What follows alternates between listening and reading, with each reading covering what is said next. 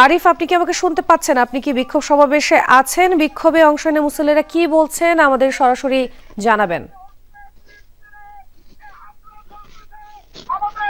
Global সমুদ্র রটিলা যে নৌবহরে ইসরায়েলির যে বর্বরোচিত যে হামলা, সে হামলার প্রতিবাদে আজকে ফেনী শহরের যে সকল মসজিদ রয়েছে সেই সকল মসজিদগুলো থেকে যে সকল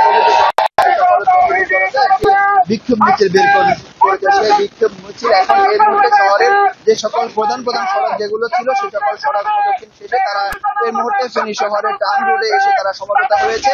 তারা যেটি বলছে যে নেতানিয়াহুর গালে গালে জোতা মারে গালে গালে, এবং কি হচ্ছে যে এই যে 500 মানবাধিকার যে কর্মী, সেই মানবাধিকার কর্মীদের সাথে যে বাংলাদেশ থেকে শহীদুল আলম এবং রুহি আক্তার যে যোগ দিয়েছে, এতে করে হচ্ছে বাংলাদেশকে সম্মানিত করেছে। বাংলাদেশ একটি মুসলিম যে রাষ্ট্র, সে মুসলিম রাষ্ট্র হিসেবে বিশ্বের দরবারে বাংলাদেশকে তারা কিন্তু সম্মানিত করছে, তারা এটি বলছে। এবং কি নৌবহরে যে ইসরায়েলের যে হামলা মানবাধিকার কর্মীদের আটক করা হয়েছে প্রতিবাদে তারা আজকে এখানে বিক্ষোভ মিছিল করছে। আমরা এখানে যারা এখানে এই যে বিক্ষোভ মিছিলটি করছে তারা হচ্ছে ফেনী জেলা স্বেচ্ছাসেবক পরিবারের ব্যানারে তারা এটি করছে, এবং কি তারা এটি এখানে যে মিছিলের এবং কি তারা যেটি বারবার যেটি বলছে যে নৌবহরে হামলা কেন জাতিসংঘ জবাব চায়, এবং কি যে এর আগে যে 2023 সাল থেকে যে বর্বরোচিত যে হামলা যেটি শুরু হয়েছে সে হামলা তারা প্রতিবাদ করছে এখানকার যে সকল বিক্ষুব্ধ জনতা।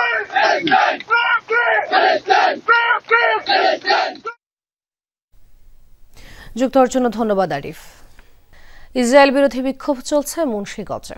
আরো জানাতে সরাসরি যুক্ত হচ্ছেন সহকর্মী আরাফাত রায়হান সাকিব। সাকিব, এই যে বিক্ষোভ চলছে, কেন এই বিক্ষোভ, কি বলছেন মুসল্লিরা?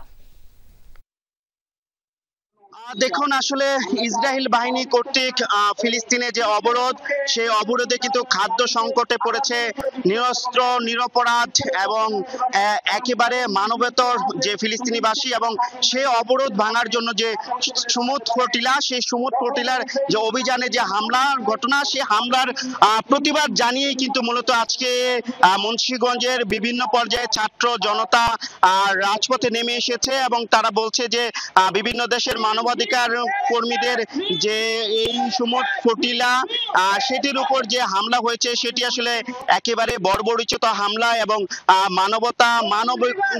মানবতার উপরে হামলা, এবং বিশ্ব মানবতার উপর যে ইসরায়েলি বর্বর বাহিনীর যে হামলা, সেই হামলার প্রতিবাদ জানিয়ে মূলত তাদের আজকের এই কর্মসূচি। এবং মূলত জুম্মা নামাজের পর থেকেই আসলে এই কর্মসূচি আমরা দেখতে পাচ্ছি, এবং বিভিন্ন ছাত্র সংগঠনের নেতা কর্মীরা এবং দেখা যাচ্ছে সাধারণ জনতা তারা কিন্তু রাজপথে এসে প্রতিবাদ জানাচ্ছে, এবং তারা বলছে এর মাধ্যমে কিন্তু আসলে গাজায় যে অবরোধ ইসরায়েলি বাহিনীর, সেই অবরোধ তুলে নেওয়া হবে, এবং সমুদ্র ফ্লোটিলা অভিযাত্রা সেটি আসলে দেখা যাচ্ছে পূর্ণতা পাবে, এবং গাজাবাসীর উপরও কিন্তু আসলে যে দেখা যাচ্ছে যে নৃশংসতা সেটি আসলে কমে আসবে, থেমে যাবে, এমনটাই তারা প্রত্যাশা করছে এই কর্মসূচি থেকে।